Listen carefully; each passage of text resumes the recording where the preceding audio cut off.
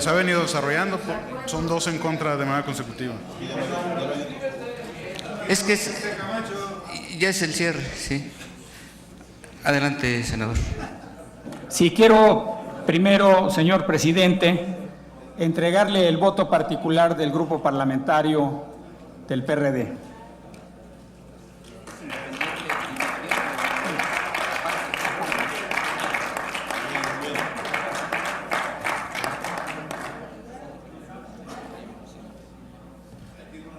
Vamos a tener que hablar de algunas cosas de a de veras. Aquí el senador Salvador Vega dijo que cómo era posible que alguien imaginara que este dictamen había sido hecho en los Estados Unidos. Creo que tiene razón. Este dictamen no se hizo en los Estados Unidos, pero tampoco se hizo aquí. Este dictamen se hizo en la oficina del presidente de la República con su gabinete más cerrado y con unos cuantos senadores, muy poquitos. Por eso nunca se filtró. Pero el senador Vega no sabe cómo son estas cosas. Y les voy a decir cómo son. Aquí hay intereses muy grandes. Cuando alguien está en la posibilidad de ganar una candidatura presidencial o de ser presidente de la República, de manera casi natural, lo empiezan a rodear los intereses nacionales y los intereses internacionales. Y todos sabemos qué es lo que los Estados Unidos y esos intereses han buscado por mucho tiempo, no es de ahora. Cuando se está en ese nivel y se va a Estados Unidos y se dice que uno no está a favor de la privatización de Pemex, de inmediato hay una molestia y hay un rechazo. Entonces aquí lo que hemos visto es lo que ha sido la historia política de México. Las compañías petroleras ofreciendo su apoyo para ser candidatos. Y lo digo con toda autoridad, porque me tocó estar en una reunión con Vicente Fox, donde a él y a mí nos ofrecieron ser su candidato, con una gran diferencia. Él lo aceptó y yo lo rechacé.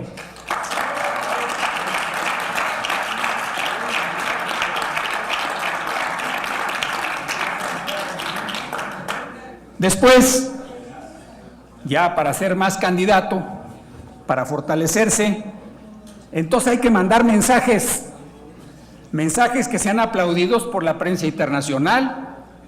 Claro, hay mucha gente que de buena fe o por sus propios intereses cree que lo que se necesita en México es privatizar el petróleo, abrirlo plenamente a la inversión privada.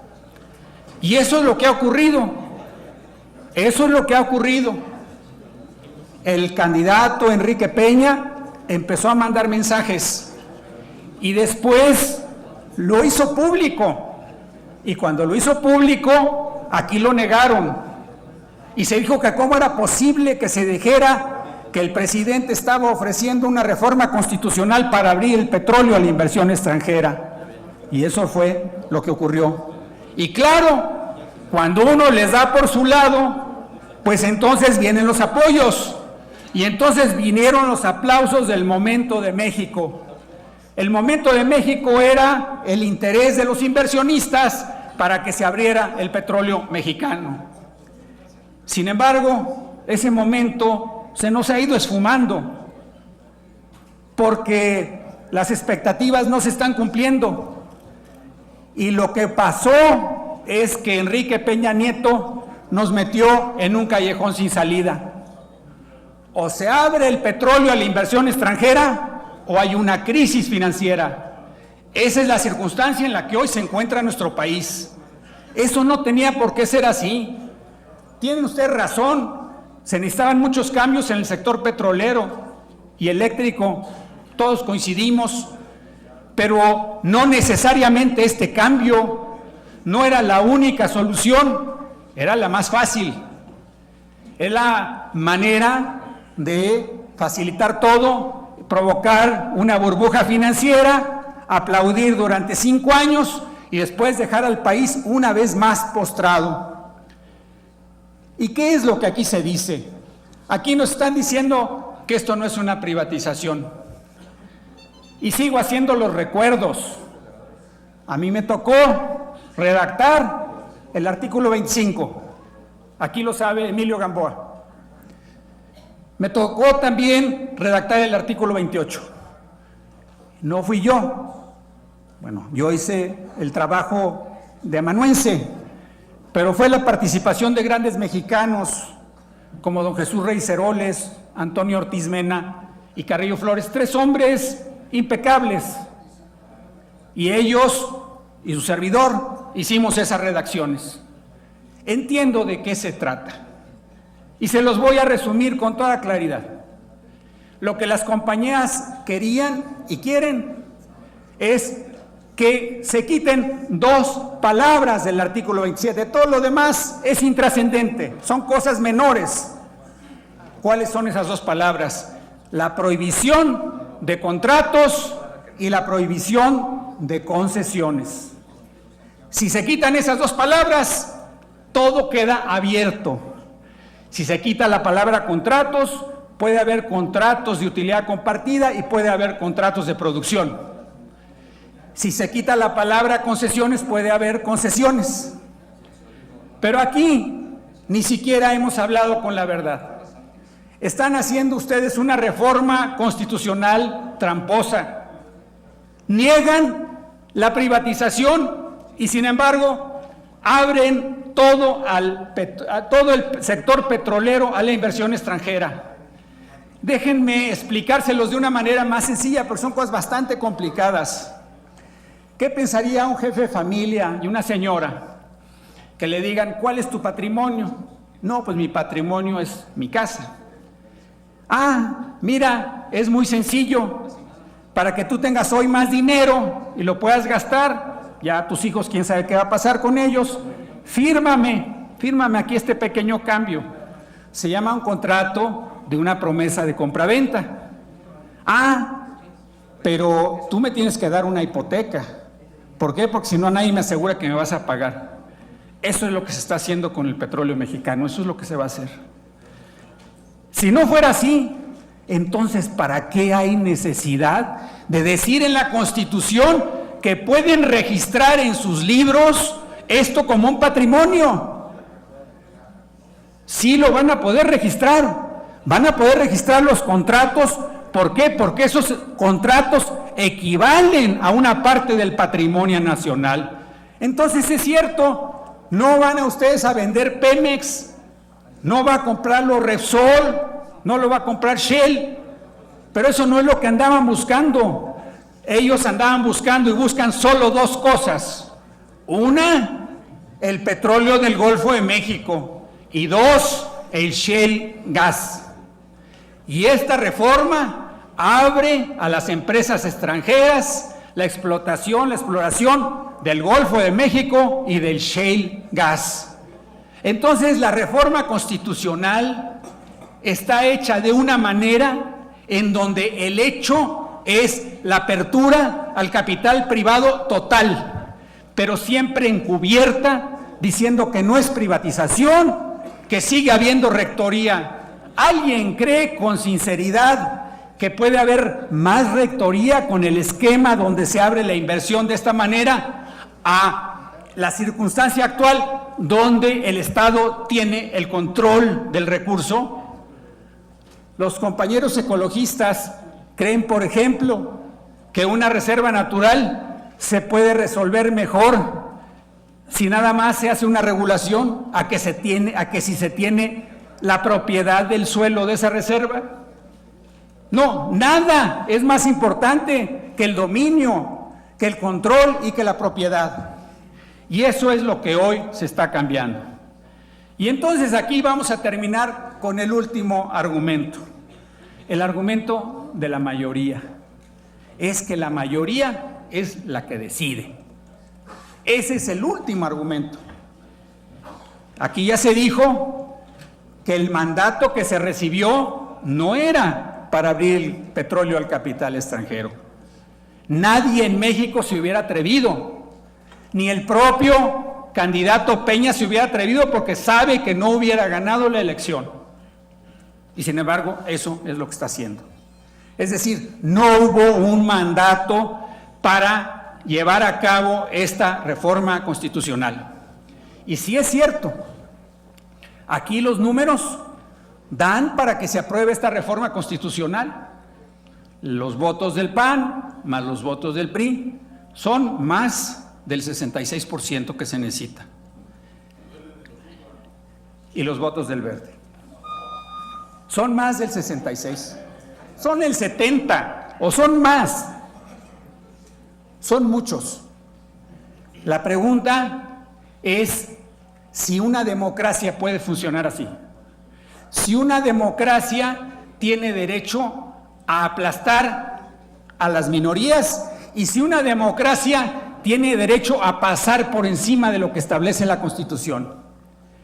Y la Constitución, de la misma manera que establece el derecho a votar esto en mayoría, también establece ya el derecho de los ciudadanos a decidir una decisión de esta magnitud. Eso ya está en la Constitución, el derecho a la consulta popular. Y ustedes están haciendo todo lo posible para que no haya consulta popular, es decir, por no respetar a la mayoría, porque allá afuera el 70% está diciendo no a esta reforma constitucional. Miren,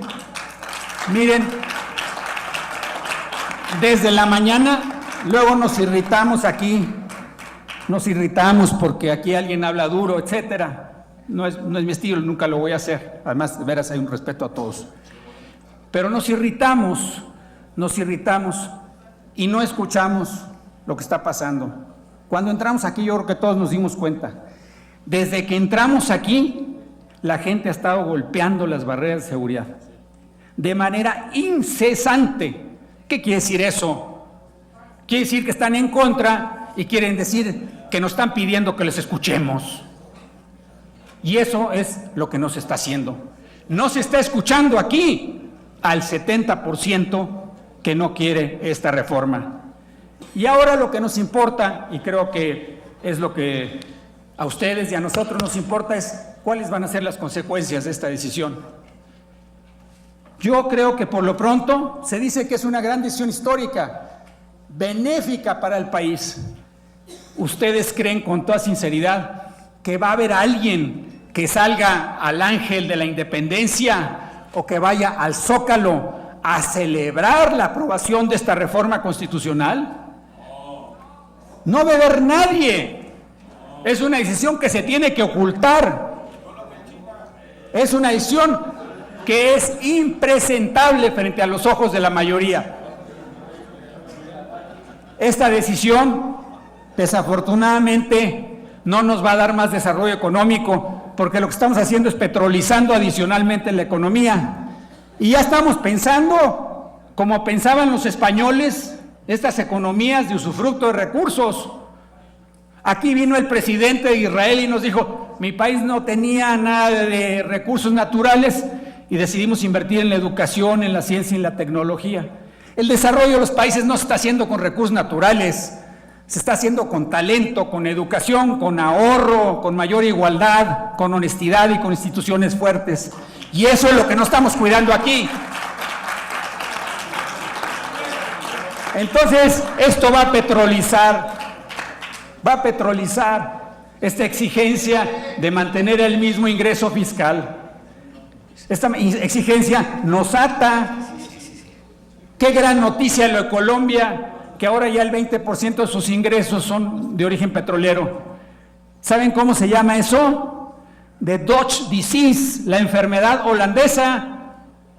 Es decir, el exceso de ingresos petroleros que petroliza las finanzas públicas y que hace que el tipo de cambio se sobrevalúe, y eso va en contra de la industria, en contra de la producción y en contra de la agricultura. Entonces, ¿cómo es que vamos a apostar todo a eso? Eso no es la solución. El desarrollo del país tiene que volverse a discutir, no es por este camino que se van a generar los empleos. Los números que se están anunciando nos tocará verlos porque esperamos, o por lo menos los que vivan los próximos 5 años que lo vean, se verá que no era cierto, como no fue cierto que con la reforma laboral se iban a crear 400,000 empleos y otras cosas. Y lo último, que yo lamento profundamente, que en vez de buscar una solución que reconcilie a México, lo que vamos a hacer es a dividirlo mucho más profundamente, a llenarlo de rencores y de encono. ¿Por qué nunca hemos sido capaces de hacer una verdadera negociación?